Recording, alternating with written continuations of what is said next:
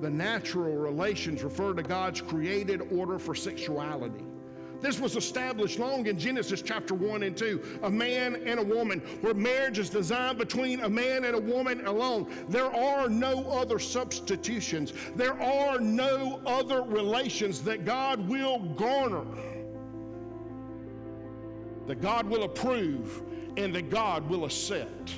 He said, there is male and there is female, and I will take this man and I will take this woman and I will bring them together in unity and I will join them in marriage. Well, where did God do a ceremony? In Genesis. I didn't hear about no flowers. I didn't hear about her walking down the aisle. Well, her walking down the aisle was being made from a rib of man laying on the ground. From dust became flesh, and God breathed life into it, and God said, here is your helper, here is your bride. In the South, we say, here's your woman. And it was the most beautiful woman that Adam had ever seen. Didn't matter, it was the only woman he'd ever seen. I can imagine him going up to her and saying, that's cool. Can you give me another man so I can be with him too? Where did it say that? It's the natural relation that God designed. We need to realize that when we reject God's truth, we reject His design. When we reject His design, it leads to actions that defy His purpose. I want you to notice in verse number 27, receiving in themselves the due penalty for their error, their sin.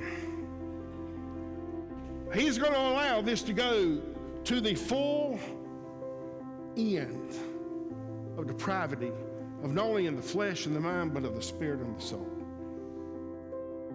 Well, that's a mean God. Follow me. It's actually an act of love. You mean He's rejecting them?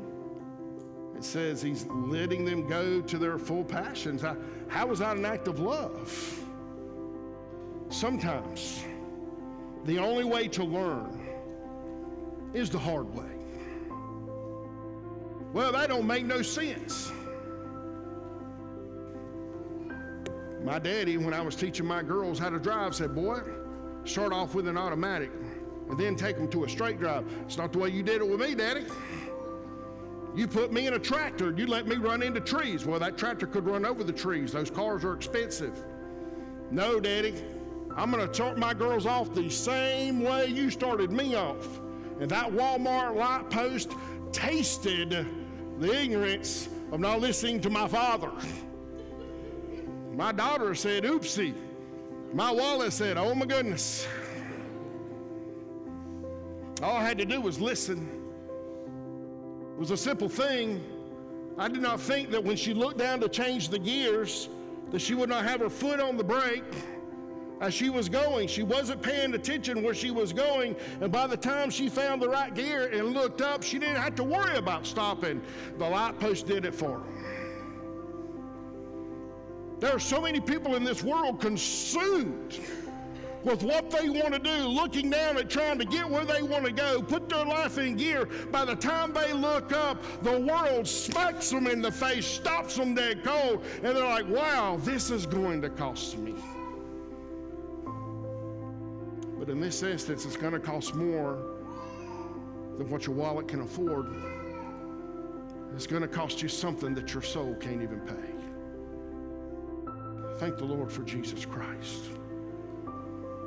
See, this refers to the natural consequences of sin.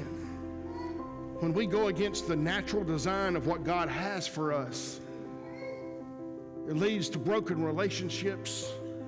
It leads to shame, or even physical and emotional tolls of stress, depression, and anxiety. I don't know how many people today are listening to things they shouldn't, or doing things or desiring things, but it leads to tolls. It leads to distress. It leads to depression and the anxiety that you will feel by allowing sin to run rampant in your life, as these relations, these men with men and women with women, were allowing, will not only drag you down physically, but it will drag you down spiritually. Church, sin promises freedom, but it delivers bondage.